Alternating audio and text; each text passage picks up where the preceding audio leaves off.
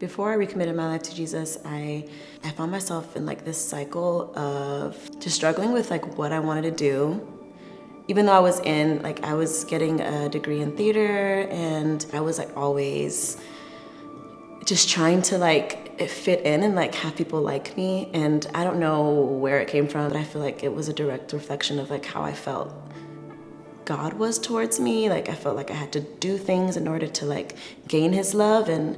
And so like all throughout school, like I would do things, I would join things, and like would meet people, and I would just like put on like my best face. And I always felt like I was never ever completely myself with anyone in my life. When I'm good at something, like I like really lean into it.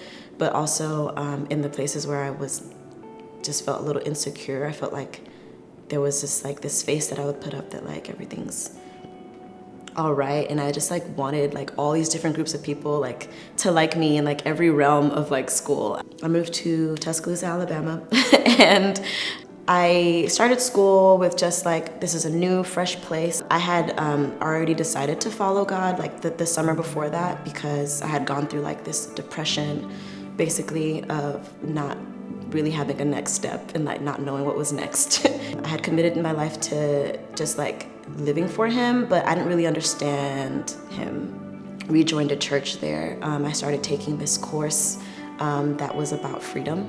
They just brought up the issue of rejection and how we can like live our lives avoiding rejection, or like experiencing it one time and letting that dictate everything that we do. And that topic, like, it just hit me in my soul. Like, I had been living my life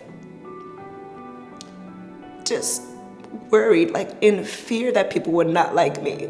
I really just started to like let myself accept that I was already accepted in the eyes of God, and that he loved me, and that he did have a plan for me, and that all was not lost, and like I hadn't done too much in my past to like cancel that plan, basically.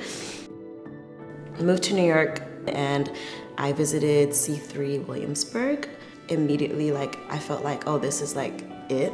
I started to go to dinner parties, and people were just really open and honest, and it felt so welcoming. And I found that in those dinner parties, like they were disarming in a way that like I didn't feel like I had to put on a face like I had been doing like my whole life. I just felt compelled to share and to like love other people and pray for people. The leaders are just so bold in the way that they love on people that it made me want to love on people without wanting anything in return. I just learned that there is no timeline. Like there's no like perfect like person to look up to and like the way that they did things. Like I'm just learning honestly to be patient with myself and like still walk in knowing that God has a plan for me, and like just know that nothing is too far gone.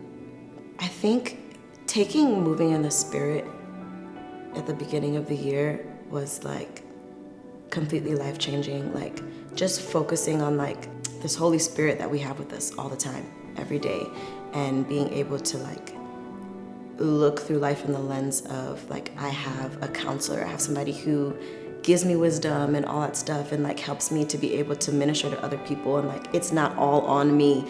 Like that is something I learned a lot this year. I don't have to strive in this thing. Like I can just let the Holy Spirit lead me, and like as long as I do that, like just seek him first every single day, then like everything else will come, everything else will flow out of that.